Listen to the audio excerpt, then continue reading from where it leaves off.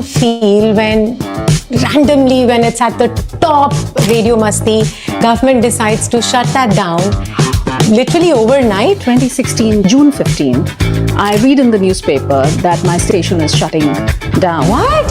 I would call my partner, right? Yeah. And my partner happens to be somewhere in China, and he starts crying on the phone. I wish I had told you. I did not tell you. He knew. He knew. All this while, if you go to our website, you will see that article that MediaCorp is going to shut down.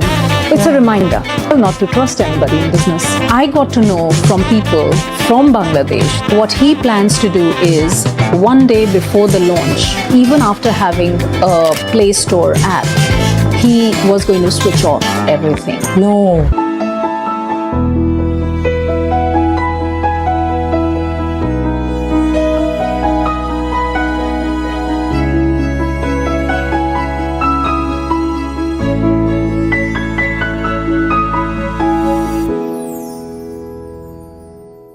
Hello and welcome to the Dreamcatchers Show Season 2, where we capture inspiring stories, one dream at a time. Hosted by yours truly, Shalima Motial. Today, I'm really excited because it's the first episode of Season 2, and I have with me on the show the founder-director of Radio Masti 24/7 Singapore, the first live Bollywood radio across Southeast Asia. She's also a global corporate leader. She's won many awards and accolades and has also created a national record. So stay tuned if you want to hear more about this, or should I say, Josh mein raho. Please help me welcome Renuka Arora Bhagat. Woo, drum rolls. Welcome to the show. Delighted to have you here. Thank you so much, Shalima, for thinking of me, inviting me, and of course, Josh mein rehne ke liye. Josh mein rehne ke liye, right? So let's start and dig deep. Before we start, Yes. Congratulations. Oh, thank you so much. It was a beautiful season 1, and congratulations on season 2. Thank you. Thank you so much. And I'm so glad that you're my first guest, my lucky charm. Okay, so the first question, what was the vision behind Radio Masti and what prompted you to start it? I call myself an entrepreneur or a mediapreneur by chance. Okay. Because it wasn't planned. Nothing was planned. I wrote to MediaCorp many years ago, having my career in the area of consulting. I just wanted to be a listener of Bollywood music, what I used to do back home in India, right? And I realized after being in Singapore for almost 8 years that there is no Bollywood music, and we didn't have the Spotifys of the world at that time. So, right. We're talking about which year here? I'm talking about 2008. So I just wrote to them randomly, to MediaCorp, and I got a response. Okay. And I quoted some odd numbers there. You know, you have so many Indians, you have so many Banglas, so many Hindi speaking, so many whatever, and people would love the music. So they called me and they said, look, you know what, just what you want. We're going to have a Bollywood station coming up very soon. It's a big business house back in India, and they're going to establish this. So yeah, but do you want to be a jock? Because they're looking for a voice. Right. And I said, yeah, sure. Let me be a jock. You know, why not? The confidence was never lacking, right? Yeah. Of course. So I went to the India office for audition, and they failed me. Oh no. Yeah, it's fine because, you know, Amin Sayani, Amitabh Bachchan, all these people failed at one point, right? Yes. And I was okay as long as there was the station playing, right? So 9 months into it, this station decided to walk out for some contractual reasons or whatever it was. So these guys called up again and they said, you know what? We have the license here. We have somebody who wants to take it because he's asking for a Bangla station and we're not able to give that language right now. He's willing to take Hindi. So do you want to, you know, just meet him? And I said, yeah, sure. So here I was, and it was absolutely a win-win because he was from a radio background, having multiple radio stations back in Bangladesh, and he didn't know Hindi. I had that.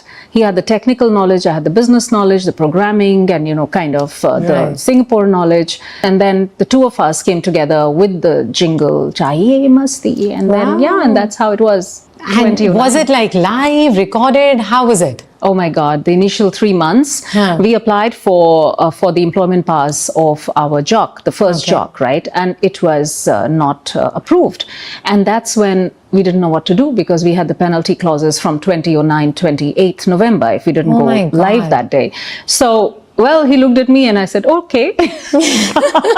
So we went recorded. I wrote 30 pages of the script for the 3 hours, reading every line like a newsreader would. No way. Being the most boring jock ever, I'm sure. And I thank people who could actually, you know, at that time bear with me.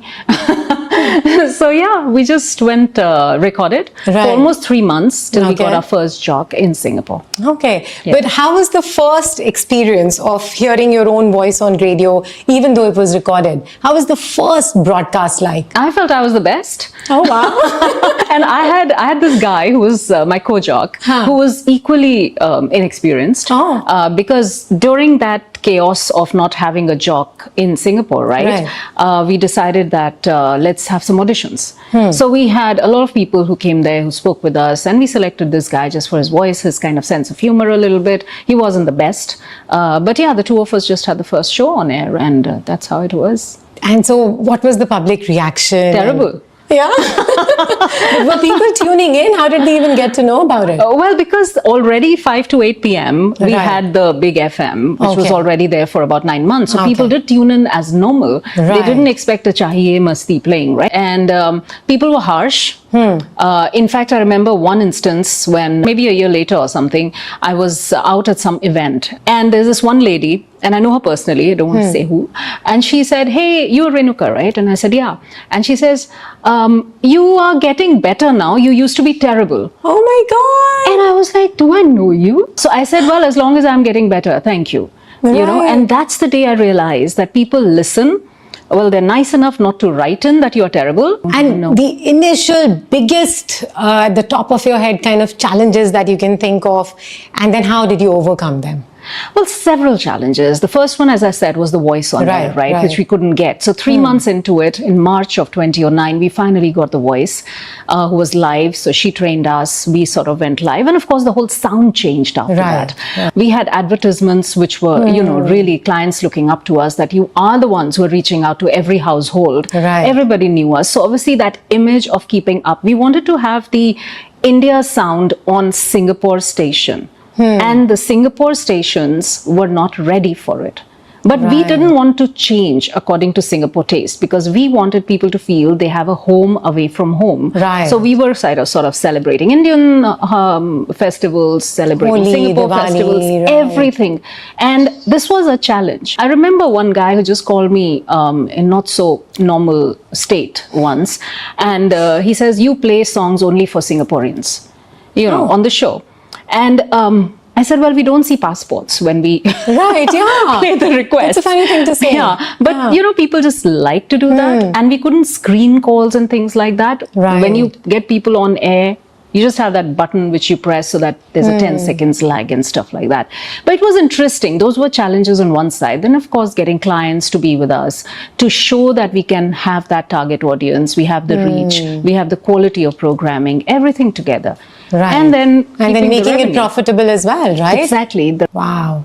Okay, yeah. This is getting deep and nice. Tell me something. How did you feel when randomly, when it's at the top Radio Masti, government decides to shut that down, and you know, it was like literally overnight kind of a thing, like, or at least we felt it was overnight. You would have known ahead of time, right? How did that come about? I love your assumption that I would have known for a while. So I think, you know, building from where we left it, now Radio Masti, within a few years, reaches right there at the top. It's the first ever station to win 3 national awards at the MediaCorp Radio Awards. Just imagine a 3-hour station doing better than 24-hour station. Absolutely. And Hindi, who knows Hindi? How many people did we really have in this country, right, at that time? And suddenly, you know, people are looking, oh, new jock, best jock. Our jock won that. Most creative trailer. Things like that. It was just amazing. Sitting in the audience, just 3 people, because we didn't get passes to attend that radio show. And here we are winning 3 awards. So it was big. And suddenly everybody knew what Radio Masti is in the radio fraternity. Absolutely. Which was obviously great. And then, of course, come 2015, we're doing well, we're having a lot of fun. And then suddenly, 2016, June 15th, I read in the newspaper that my station is shutting down. What? I read in the newspaper that my station is shutting down. No, I'm not. I'm not. So what's the first thing I would do? I would call my partner, right? Yeah. And my partner happens to be somewhere in China, and he starts crying on the phone. I wish I had told you. I did not tell you. He knew. He knew. He knew all this while. The reason is that because he was in touch with MediaCorp, I told you the story, before I was. So he was the first point of contact for MediaCorp throughout. Right. And that's because I always had my corporate career. And that's when I realized that, the trust that I had in this relationship, where I was giving everything. Imagine, on top of a full-time job, you have a passion. And that passion becomes as big as a national brand. And the thing is that I happen to be the face of the station, of the brand. So every client was reaching out to me. The jock and the team was looking up to me as to what happened. Yeah. And that evening, the show was chaotic because the jock was getting questions saying, you guys are shutting down. And she didn't know what to say. And here I was also absolutely in the dark. So later I got to know that this business partner of mine had not told me anything because he felt that, I will probably start moving back and I will, not get more business and, things like that. So we'll be sort of switched off in a way. And he didn't want us to do that. He wanted to get along the way things were, business as usual, till the moment something we got to know about it. So we did. And I still have that. If you go to our website, you will see that article that MediaCorp is going to shut down. It's a reminder. Frankly, I like to remind myself of, instances that have really, really taught me a lot. And this was resilience, I'm sure, to begin with. Yeah. Well, not to trust anybody in business. But then there's no time to cry over that. What's happened has happened. You have to move on. Now the decision was what to do. What happened after that was even worse. I told him, look, the world is going digital. Singapore's talking digital. Hashtag digital nation. It's the best time for us to go digital as well. And there was no radio station at that time which was digital. It was an idea. It meant creating an app, making one, kind of moving your audience from there to, the new platform, and a lot more. He agreed. And then he backed off. Then he agreed. Then he said, let my wife be your partner. I will just be a guide. But you still trusted him with this?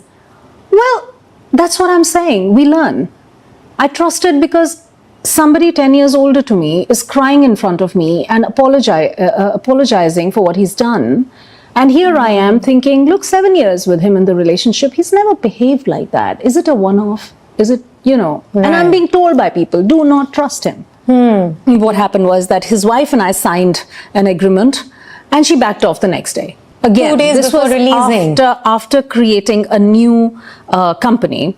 She decided she doesn't want to continue. So I said, all right. But talking about trust, I got to know from people from Bangladesh who were working with him for many years. I got to know from them that what he plans to do is one day before the launch, which was 1st of October 2016, on the 30th of September, even after having a Play Store app, he was going to switch off everything. No. Yes. And I till date, I don't know why. I called him. I said, look, I want nothing to do with you guys. All right. He said, what about the app? Are you going to buy the app? Because he was getting it done. Technical. Remember, he was a technical guy. In Bangladesh, it was being developed. And he says, well, buy the app from me. Do you want it? I said, no, I don't want it. I didn't know where to go. But I had committed because all this while, when we had divided the jobs between us, my job was to transition the customers from the old platform to the new platform. Right. And in the meanwhile, we'd even on Facebook Live, which was the most popular at that time, we actually did go live with the app, the Play Store app as well. And now this app stopped working. It would work, it would not work. You know, the control was with him eventually. So I said, no, nothing. I don't want anything from you. I'll see what I have to do. By then, I had already found a studio. Now I was the sole investor suddenly. So there's pressure of moving. This is 23rd of September and I have to go live on 1st of October with a weekend in between. I took that whole week off from my work and I said, okay, full focus. My team was with me, trusted me. And that's when I made the transition. I met with the app provider in Singapore on a Friday on 23rd. He gave me the Android app on the 30th. Not on the 30th, after 4 days, on the Tuesday. And the iOS app is something I got on the 30th of September. So midnight, that's 1st October, we went live in the new studio with the whole programming, with both the apps, 24 hours. And what made you decide from a 3-hour thing to go all the way to 24/7? You could have said, okay, we'll carry on with 3 hours, or okay, maybe doubling it to 6 hours. But you went like all out. You said 24/7. Shalima, just think about it. You switch on an app, it works right now, it doesn't work 1 hour later. You got an app to work or not work, right? Think about a radio station. You just switch on and say, okay, 8 to 10, it's working. But you want to listen to something at 11, so you go somewhere else. And then you never come back, right? So being digital comes with its pros and cons. Of course, And you were clear about it right from the word get-go that it has to be 24/7 or nothing. Yes. So how was that changed? So what I did first was, now that I was completely on my own, I researched a little bit on what do international stations really do. So 11 p.m. to morning, it's basically back-to-back music. But what happens is the live shows during the day, except for the jukebox and all that during the afternoon lunchtime, right? So I sort of researched that, then we made a whole program. Of course, we got some past programs that we decided to play and we asked people to bear with us and we called it a throwback. Technically, I was trying to be stable, understand how things work, getting my clients to say, all right, I give you some discounts, but stay with us. And then did your clients also happily switch with you? Or did they say that, oh, app, oh, this, you know, like those kind of questions come about, right? I think what I'm very thankful for is that the trust, the brand that I had built over the years, that credibility that I had created with my audience, with my clients, that came handy at that time. They trusted me. So do you have any, at the top of your head, 2-3 pivotal decisions that you took that made your current Radio Masti 24/7 a huge success? I think for an entrepreneur, these moments come all the time. At one point, you feel you've made it. On the other, you know, the next moment you feel, why the hell? What's wrong with me? And in my case, it happens probably more frequently because I say, I have a job. What's my problem? There were instances. I think the technical part of it, when everything would work smoothly and things, I would say, yes, you know, it's a high. It's going great. When we had our first Masti showcase, which was coming from the earlier days, you know, the singing contest, and you've been a partner on that as well. When we did that on the 24/7 platform, and it got equal response. There were moments when we had people like Manoj Bajpayee or people like Abhay, Ghulam Ali. I was there then too. He came to the studio. They were just, you know, it was like it's buzzing, it's mine. And I don't have to take permissions all the time. Of course, we still follow the guidelines. We are supposed to follow the guidelines under, you know, the media guidelines that have been laid out, which were and which continue. But I think that whole freedom of 24 hours of programming, of being able to have the flexibility of being able to come and go anytime, invite anybody you want, keeping things in mind. I think all those are amazing moments. And then being recognized. We had a road show, I remember, Utsav, where ours was the only contingent, apart from all the Singaporean, Indian, Tamil contingents. Ours was the only one on that street, and we did a blend of Hindi and Tamil music, and having 60 people all of from our audience and clients dancing for us, because we don't have 60 people in our team, right? And they did that for us. So I think those are the amazing highs that I feel that at the national level, that you've created a brand. I was at one High Commission of India event, and the High Commissioner from the state says, Masti, come here. Oh my God. And I'm like, she's calling me Masti. But then you don't know whether to feel good or bad, because your brand is bigger than you. Yeah. People don't remember your name, but they remember the brand. Okay. That's good. And so then did you also grow the number of jocks for 24/7? Oh yes, had to. So as much as I would try, nobody can speak for... Yeah. I'm sure it's recorded also, right? I mean, you know, we do have some recorded shows. For example, you know, the ones where the production is really required. We've started with one which is storytelling, for example. So stories need to have that suspense music, a lot of on the job kind of things. That's what we don't want to do live. But most of the times our jocks are very much live. And they are interacting with people. There's traffic updates, there's everything. So initially, I had challenges telling people that an app can be live. Because, as I said, we're the pioneers. People would not even understand. I heard competitors going and telling people, oh, Radio Masti has become Savan. I said, oh, okay, when was the last time you heard traffic update on Savan? Exactly. What I do feel is that in Singapore, clients need to dig a little bit deeper when it comes to marketing and promoting campaigns. Clients really need to. They need to ask the relevant questions. Absolutely. The reach of a digital media, you know, compared to anybody else. What that is weighed on, how that is evaluated. These are things that they need to ask. If you don't ask, you don't get the answers. Yeah, absolutely. What's the best feedback you got from the audience after making it 24/7? I've always mentioned one story wherever, you know, I talk to anybody about the station, about the platform, is the story about the old couple. This couple was an ardent listener of 96.3, the 3 hours. And every evening that auntie would tune in, uncle would also, you know, request and things. It was easy to just call the studio.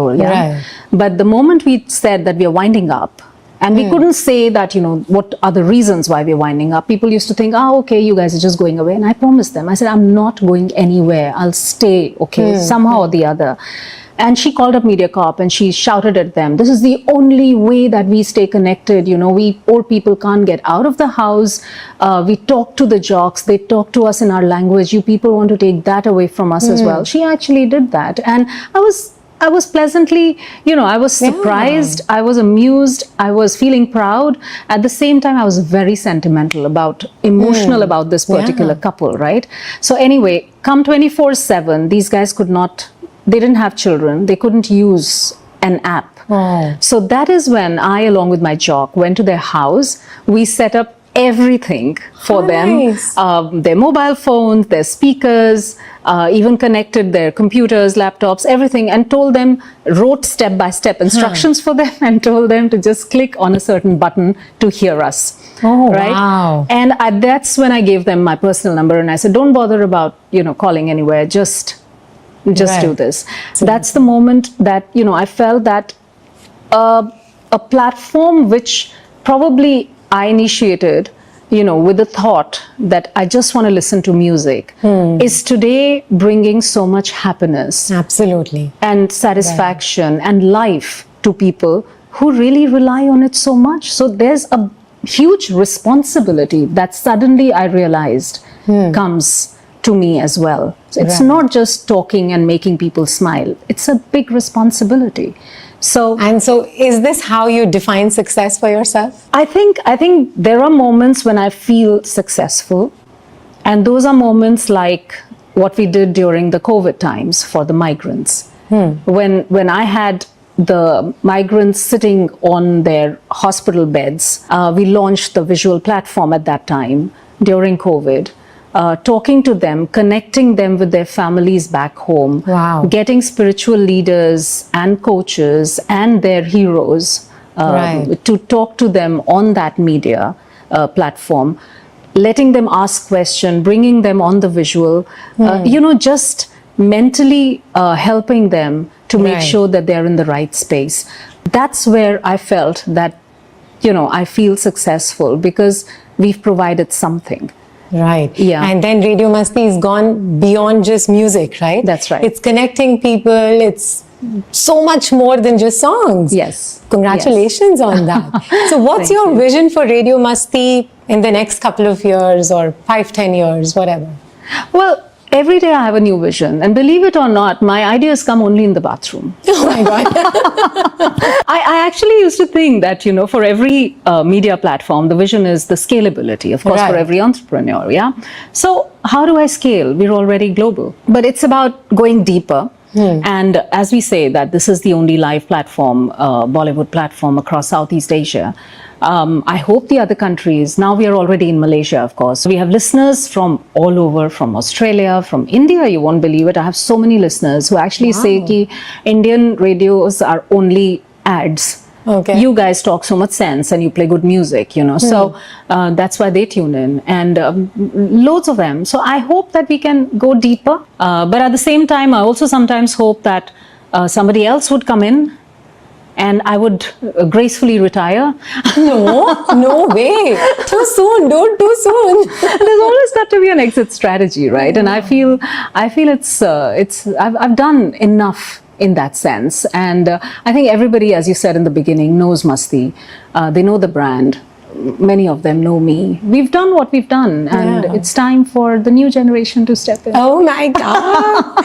No, so when you're talking about the new generation coming in, why don't you give us some advice for entrepreneurs or homemakers, women in general, sitting at the fence, don't know what to do with their dreams? Yeah. What would you advise them, having juggled both your corporate life and being an entrepreneur simultaneously? On one side, I would say it's always good to be grounded. When you're working somewhere, it keeps you grounded. You have a boss who's expecting things from you, and there are timelines that you don't decide for yourself. And on the other side, you have a business where you obviously have strategy, you have programming, you have deliverables, you have technical, you have so many things, right? I think for an entrepreneur, it's important when you step in, one, you believe in yourself, which everyone says. Second, you just are convinced about what you're doing. Right. Because there will be people, and I think it's only right, you need to have those people who kind of play the devil's advocate. All the time. All the time. It's important to evaluate, because once you are passionate about something, you might just ignore a lot of the cons, right? So it's important. Talk to people, figure out, do your research. That's really important. Don't just get into something because at the spur of the moment you feel that this is really going good, right? Because I also feel that your why needs to be very strong. Yes. And then the how manages itself, right? But the why are you doing that has to be very strong. Yeah, and be ready to re-strategize at every stage. Be ready to rethink, to upgrade, to do different, according to the situation, the internal and the external environment. I mean, Singapore's changing all the time, especially for the media environment. So you just cannot be stuck on something and say, this is what I have planned and this is what I will do. You have to be agile in that sense. Absolutely. And the policies keep changing, the environment keeps changing, the target audience keeps changing. Yes. So you've got to make sure that you retain your audience. At the same time, you create that space for your clients to just be with you, because they know that if 10 people are moving away from Singapore, they are still tuned into you. But for Singapore-based clients who don't have products anywhere else, you still retain 90% of our listeners are from Singapore, for that matter. Absolutely. We wish you all the best. Thank you. And congratulations for the next 5 years, 10 years, or whatever your plan is. If it's an exit strategy, hope that happens nicely and gracefully. Now we will have some rapid fire questions. So fut in the Josh Mera Ho style. And I get the Watan Se hamper. Yes, you will. You get the samosas and kebabs and everything as well. So quickly, could you share an unexpected problem or an amusing mishap that happened during a live show?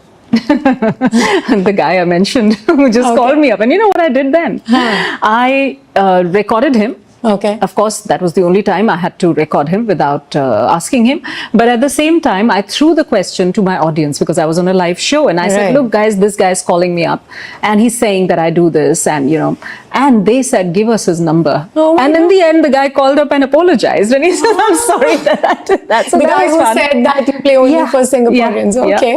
Okay. What's the most unusual listener request you've received, and how did you handle it? Invitations to their home homes and, things like that, which gets a little bit odd sometimes, celebrating with them and all, but though we love that, making your favorite food and sending to the studio, surprise you, ordering Starbucks for you and just saying, okay, we're sending coffee for you, you must be tired, things like that. But one of the odd ones was, can you record a song in your voice for my sister? She's your big fan. I Oh said, my God. She'll I didn't know you hate were a me. singer. Neither did I. Okay, so on tough days, what's the one song that you play that instantly lifts your spirits up? Different reasons for being tough, right? Every day is tough. But there is one song, Ye Hosla, Okay. which is from the movie Door, right? And this is something that my listeners request for me the days they feel I'm down. Oh, I guess so that's it. sweet. Yeah. Okay, if you could add any feature to Radio Masti, what could that be? Feature. We just launched a new app actually in December. We've just done podcasts. We've done a relaunch thing. We've got a chat room on the app actually, Oh, okay. where people are having live chat now. Okay. Yeah, we've got. Maybe you should open a Tinder equivalent or something. Look at that. I'd love to. Actually, we have people from all directions saying we want to get married, someone. So Oh my God. we just haven't started the Matrimonial. marriage counseling. The Seema of Singapore is Renuka. I stay away from people's personal lives, Shalima, believe me. Enough to do. Okay. Last question before we again dig into those kebabs and samosas. Who is that one guest you would like to get on your show who you haven't been able to so far? One special guest. Amitabh Bachchan. Oh, So I always thought that if I get to talk to him, if I get to meet him one day, because he's the same sun sign as I am, he's equally charismatic. He's equally. Oh my God. Okay. So I guess if I meet him, it's the end of Radio Masti because that's what I said. But yeah, I'd love to. I think Interview he's one idol. Yeah, Oh, for sure. lovely. Thank you so much. Thank It you. was such a pleasure having you here, and what an inspiring story. So please, why don't you now look at the viewer directly and tell them what you wish for them in their life? To all the audience who've actually lived through this 30 minutes of the show, thank you so much. I hope you found that story honest. It's real, believe me. There's a lot more. I've concised it. But I wish for you all the luck in the world if you're an entrepreneur. I wish for you a lot of patience, a lot of success. I know you guys work hard, but that satisfaction, I wish that to you. And if you're not an entrepreneur, then I wish you all the happiness and success, and support the entrepreneurs in your family. I think that's the message. And Josh mein raho, stay tuned. Thank you so much for watching the Dreamcatchers show. Please keep watching on all our social media platforms, and we'll keep getting dynamic guests like we did today for you. Love you guys. Cheers. Signing off, Shalima Motia.